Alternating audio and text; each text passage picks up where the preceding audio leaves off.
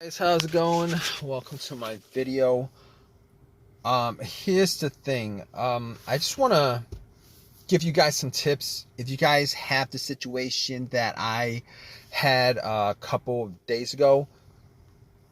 So basically, um, what happened was I was at a McDonald's.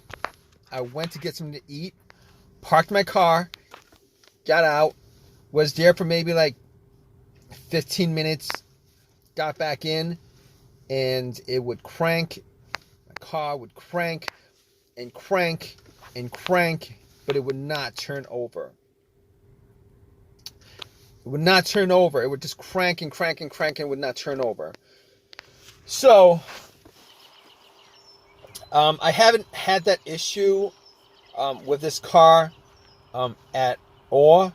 I mean, there was maybe like 7 months ago, I had an issue where it wouldn't start, and it turned out to be the battery, but it didn't crank. It turned out to be a dead battery. But really never had an issue where this car would crank and crank and crank, but it wouldn't turn over. So the only issue I had was that dead battery from 7 months ago. This car drove fine since. I've had no issues with it. So basically what I did first was I turned on the headlights, and just to see where the battery was, what level, how much charge was in the battery. If it was dim, I knew that it was the battery that was the issue, but the lights were bright. Headlights were bright.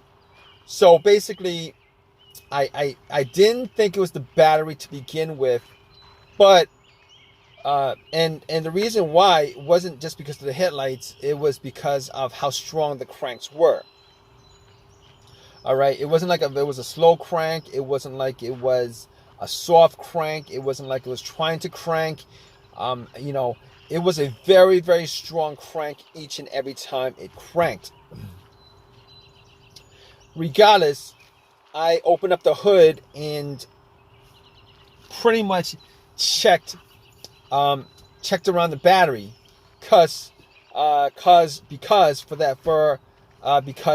thought, I was hoping that it would be something as simple as that. I didn't really want it to be anything bigger than that. Obviously, most people in this situation, if they were in this situation, they'd wish for the easiest fix. So I was looking at the battery, I was looking at the terminals, and you know what? I don't think I actually cleaned up the terminals last time when I changed up the battery 7 months ago. I was looking at the terminals. They looked kind of corroded. There was some rust on it, kind of corroded. There was some white, bluish stuff on there. So I pretty much, had a couple of fries, and then I took out my Coke, which I drank half a cup of, and I poured the rest onto the terminals, and had it fizz up, oxidize, a lot of the corrosion. So I pretty much took some paper towel and wiped it. But here's the thing: I was actually able to wiggle both the terminals off. They were tight, but not so tight that I couldn't move it. But I was able to move it, wiggle it, and once I took it off, pretty much wiped it and popped it back on. And I was hoping that was going to be the fix for it. But unfortunately, when I got back and tried to start it, it would crank and it wouldn't start. Now, I didn't give up, thinking that it might have been the battery for whatever reason. But however, I did have a booster pack, and for whatever reason, I decided to put the booster pack on the terminals and then try to start it. Did the same thing. So at that point, I 100% knew that it probably wasn't a power issue, it probably wasn't a battery issue. So at that point, I ruled out the battery. I ruled out the terminals being corroded. Ruled that out. I actually did check the negative line. If you guys don't know what the negative line is the ground line, the ground wire. All right. Normally, the negative terminal wire that goes to negative your battery actually connects to the frame of the car. I actually did check to make sure that it was connected. Sometimes, for whatever reason, the cables might be frayed and break off. They break off sometimes, but I made sure that it was connected to the frame. It was good. Sometimes a crank no start situation could be caused by that, but normally something like that would also cause a very, very slow, weak crank, which is not the situation I had. But obviously in that situation I was able to eliminate the ground wire, also eliminate the alternator being the issue, and I really didn't consider the alternator being the issue to begin with, but just to be 100% sure, putting the booster pack on, I was able to eliminate the alternator, being that if the alternator was for whatever reason dying or weak or charged up the battery to just a little amount, me putting a booster pack on, and it would have started the car if it was the alternator that was the issue. However, I didn't think, that's not one of the things that came up as far as me trying to figure out how to, a way to solve the issue with this car. Not cranking, but not starting. But okay, here's the thing about it. So I can eliminate all those things. Now, other things that could be causing it, mass airflow sensor, the crankshaft, the camshaft, position sensor, throttle position sensor. I pretty much was able to rule out all those things, seeing as how I actually remembered that there was no check engine light on my dash. I haven't had a check engine light for a long while. I did have a mass airflow sensor issue maybe like 6 months ago that caused the check engine light to come on, but no starting issues, no driving issues, as far as I could tell. But that was a very important thing as far as eliminating what could be causing the issue with the car.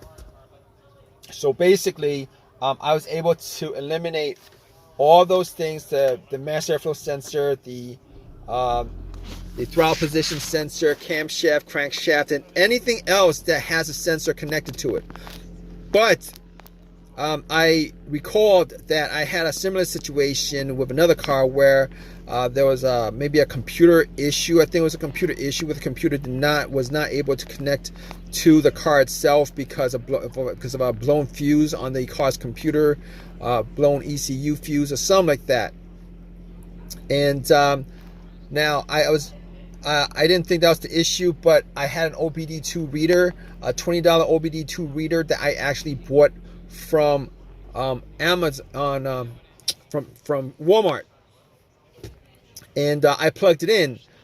And here's the thing about it: it read all the way through. It analyzed it, gave me a readout.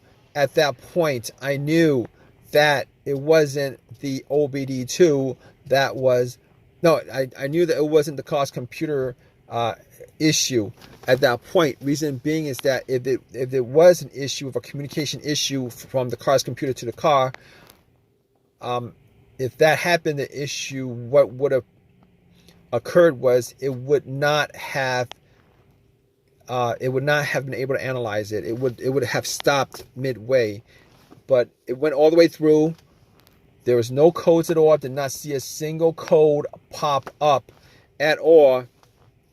So I was glad that was the case, because I could, at that point, eliminate every single thing that had a sensor connected to it. All right, so I could rule that out. So after that, I was thinking, well, here's the thing. It could be fuses, relays. It could be fuel pump. It could be key fob, ignition switch,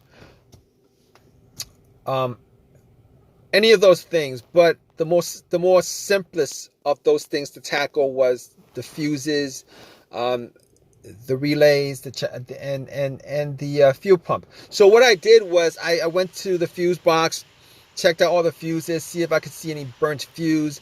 I tried trying to detect whether there was a hint of any kind of burnt smell.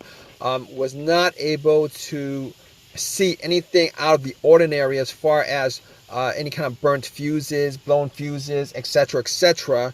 So at that point, I couldn't confirm 100% it wasn't the fuses, but I would say probably, probably a good guess that it was not one of the fuses that was causing this issue. But it could have been possibly been one of them. But anyway, moving on, I thought at that point before that I had considered that it could have been the fuel pump. I actually did the test on my own as far as trying to figure out whether the fuel pump was operating or not. Normally, it would be a best scenario if there was at least two people for this test. One would be outside, right next to, where you pump the gas. With the gas cap off, somebody would be listening to hear some kind of motor running or whizzing sound, and then the person in the car would try to put the car on the on position. The on position is the ignition position right before the crank. This would be the last position before it cranks up. The reason why you don't want to crank up is because the cranking noise, the crank will actually drown out the noise from the motor. All right, so you're trying to listen for like a slight whizzing motorized sound on it. So I tried it. I was sitting in the car. I tried a couple of times to put it in the on position, and unfortunately, I wasn't able to detect whether there was any kind of sound, any kind of motorized whizzing sound. So at that point, I pretty much just gave up on that.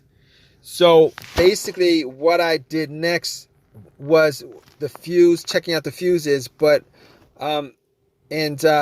was not able to decipher whether it was a fuse issue. So what I did after that was try to figure out whether it was one of the relays. So what I did was I had considered that it was maybe the relay to the fuel pump. It could have been a clogged fuel filter, but normally a clogged fuel filter, it would cause a crank no start sometimes, but for the most part, it would crank up, and then it'll stall out. It wasn't the case here. So I didn't think it was the fuel filter, considering it would crank and crank and crank and crank. It seemed like there was something that was causing it not to turn over. So I got to the fuel pump relay. Once I got to the fuel pump relay, figured out where it was. I couldn't detect whether there was a malfunction with the relay. So what I did was I took out another relay. That was, had the same markings as far as the numbers on there and stuff like that. And I kind of swapped it out. And then I got back in my car, and guess what, guys? Cranked, and then it turned over. It was working just fine. So at that point, I knew it was the fuel pump relay that was the issue, and obviously, since it was the issue, I was able to drive the car to an AutoZone and got a replacement relay. Pretty much swapped it out. Swapped it out and then replaced it, the one that I took it out from, the accessory that I took it out from. So I haven't had an issue since with any kind of cranking situation. Haven't had a single issue since. But to be honest, I didn't actually drive that much, but haven't had an issue since with the issue, with the crank no start issue. So it's been resolved.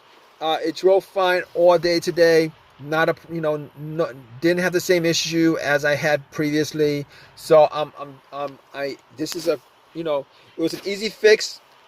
I'm glad it was an easy fix. If you guys are in this situation, you guys looking for to troubleshoot your crank but no start situation, if you guys go down the list of what I went through as far as eliminating each and every one of those things, 90% of your situation could probably be, you could probably figure out what the problem is. Regardless, hope whatever your situation is at this point, that it's an easy fix for you. Please give me a thumbs up. Please subscribe. If you have any comments at all, please leave a comment in the comment section. All right, guys, take care.